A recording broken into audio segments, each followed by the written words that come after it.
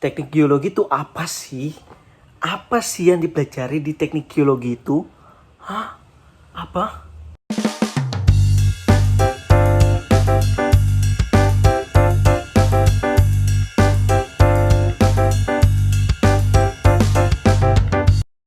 Hai everyone, balik lagi bersama aku Dimas. Dan kali ini aku bakalan bahas apa sih itu teknik geologi dan teknik geologi itu belajar apa gitu. So, tanpa berlama-lama kita langsung aja ke penjelasannya.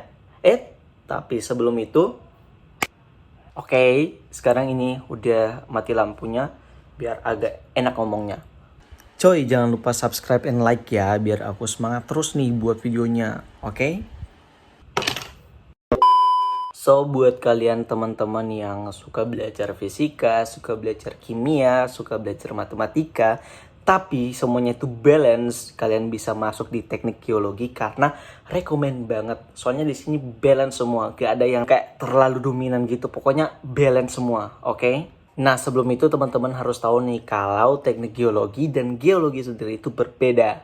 Nah, geologi sendiri itu mempelajari tentang bagaimana sih struktur bumi itu dan bagaimana sih proses pembentukan dari apa yang ada di bumi itu. Seperti pembentukan batuan, pembentukan mineral, dan lain-lain. Sedangkan teknik geologi sendiri itu adalah penerapan dari ilmu rekayasa dan melakukan sebuah inovasi dari geologi sendiri. Jadi kalau mau simpulkan, geologi itu mempelajari apa yang sudah terjadi, sedangkan teknik geologi itu mempelajari apa yang akan terjadi. Nah, contoh singkatnya gini aja nih. Geologi kan kayak mempelajari gimana sih struktur bumi, kayak asal-usul kayak bumi terbentuk nih gimana gitu. Nah, kalau teknik geologi sendiri tuh kayak, oh kita bisa memprediksi nih, gempanya tuh bakalan terjadi tuh di mana gitu. Terus juga kayak oh gempanya itu terjadi kapan, tapi ya walaupun kurang akurat sih. Terus juga kayak kita mau membangun sebuah bendungan itu juga butuh seorang geologis untuk mengetahui lingkungan sekitar pembangunan yang akan dibangun itu gimana gitu.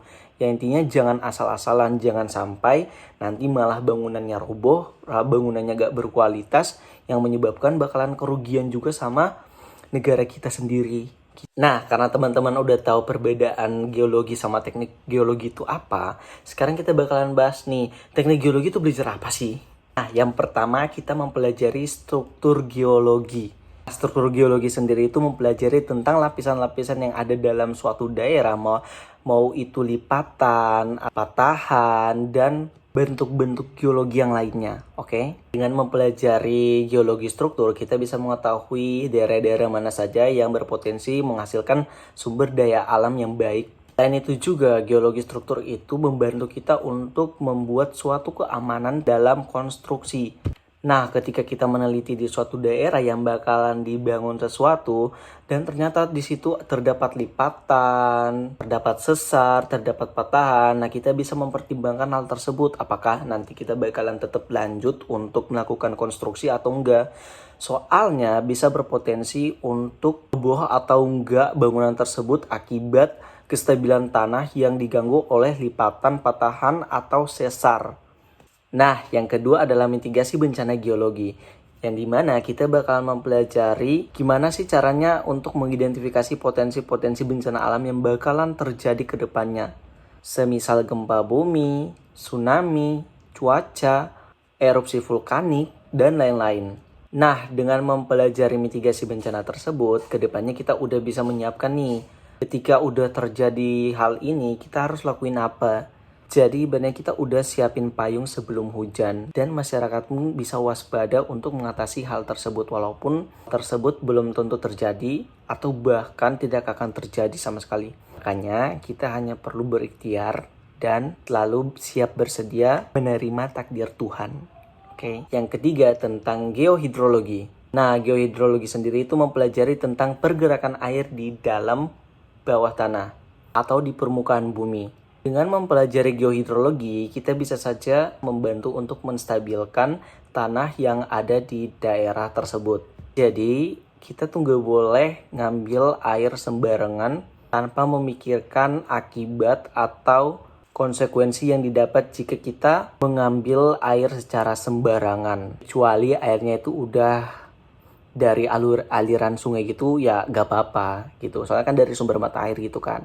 Ya kalau air dia berasal dari bawah tanah ya harus dibutuhkan geologis untuk melakukan penelitian terlebih dahulu. Jangan langsung aja bor di bawah gitu dan ngambil seenak kita. Nah, yang keempat nih. Nah, yang keempat nih sama yang ketiga nih berhubungan juga ya. Jadi yang keempat ini adalah penyusutan atau penurunan permukaan tanah. Nah, kenapa tanah kok bisa turun?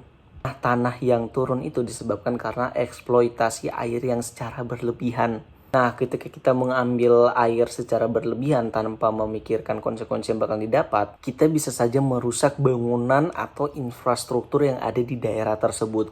Karena air yang berada di bawah permukaan tanah udah terhisap dan udah tereksploitasi secara berlebihan, makanya tanahnya menjadi turun dan infrastruktur pun udah tidak merata dan bisa saja bangunan yang ada tersebut itu menjadi roboh. Nah, yang kelima, yang terakhir itu kita mempelajari tentang batuan. Karena pada dasarnya geologi itu selalu bergantung pada batuan. Dan batuan sendiri itu terbentuk dari mineral-mineral. Nah, jadi kita tidak hanya nih belajar batuan aja.